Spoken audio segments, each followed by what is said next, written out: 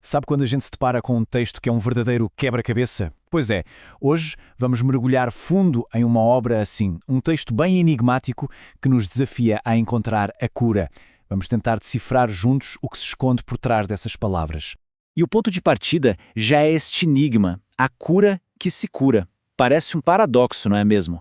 O que é que cura a própria cura? Essa é a pergunta que o texto nos joga logo de cara. E para tentar responder, a gente tem que seguir as pistas que ele mesmo vai nos dando. Então, a primeira grande peça desse quebra-cabeça é a ideia central do texto. Essa cadeia que parece implacável de ação e consequência. Para o autor, é isso que move a nossa realidade. O texto insiste muito nisso.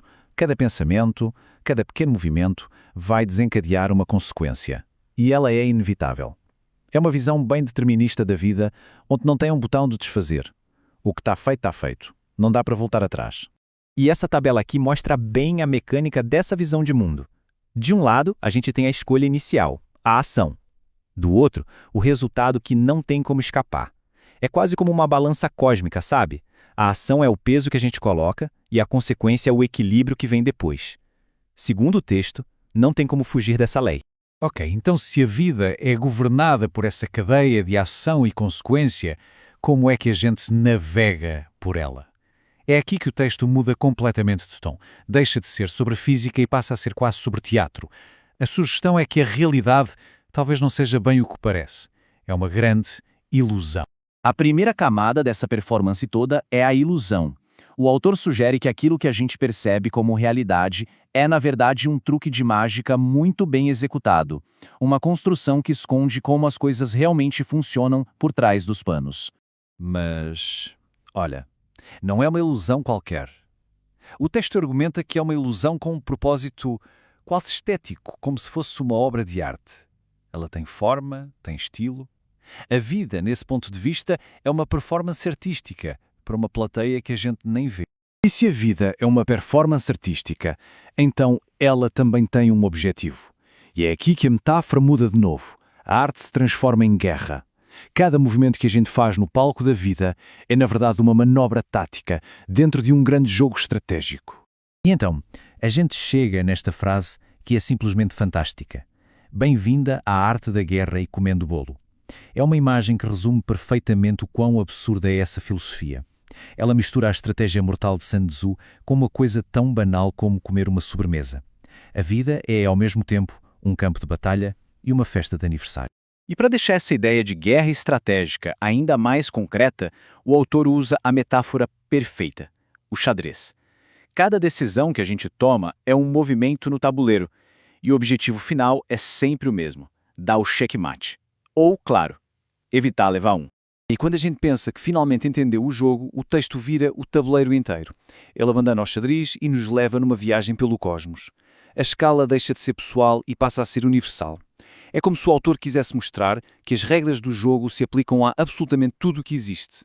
O foco agora é gigante. A gente está falando de evolução científica, da destruição de partículas, da estrutura do universo. É uma mudança bem drástica, mas talvez o objetivo seja mostrar que os mesmos padrões, ação e consequência, ilusão e estratégia, funcionam tanto na nossa vida quanto nas leis do cosmos. E como é que começa esse universo codificado? Bom, o autor apresenta uma cosmologia matemática bem peculiar, que começa aqui, com o zero, o vazio, a ausência de tudo, o ponto de partida. A partir desse zero, o texto afirma que a vida zero se transforma numa nova vida. Ou seja, o vazio dá origem ao primeiro elemento, o número 1. É o momento da criação, o grande salto do nada para o algo. E a partir daí, o processo começa a se desenrolar. O 1 gera o 2, a singularidade dá lugar à dualidade e a complexidade do universo começa a ser construída, passo a passo, número a número.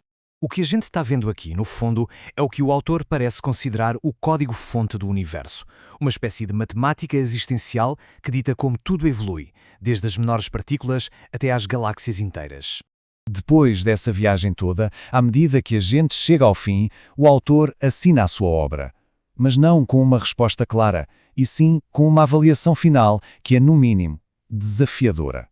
Em vez de um simples fim, o autor Marcos Magalhães Duarte encerra o texto como se fosse um programa de computador ou um relatório de missão. Arquivo 100% completado. É isso, a tarefa está cumprida. Mas logo depois de declarar a missão completa, ele nos deixa com este último enigma. Uma autoavaliação em 3 palavras. Medíocre, mediano, genial. O que será que isso quer dizer? É ele avaliando a própria obra ou é um comentário sobre a natureza de toda a criação, que talvez contenha em si o pior, o mediano e o melhor? No fim das contas, a tal cura que o título prometia não é bem uma resposta, mas sim uma pergunta. O texto não nos cura da incerteza. Pelo contrário, ele nos mergulha nela. Depois de nos mostrar um universo de causa e efeito, de arte e guerra, de zeros e uns, a decisão final fica com a gente. O que foi que acabámos de ver? Uma obra medíocre, mediana ou genial? A verdadeira cura talvez seja a liberdade de decidir. E isso depende do modo de pensar de cada um.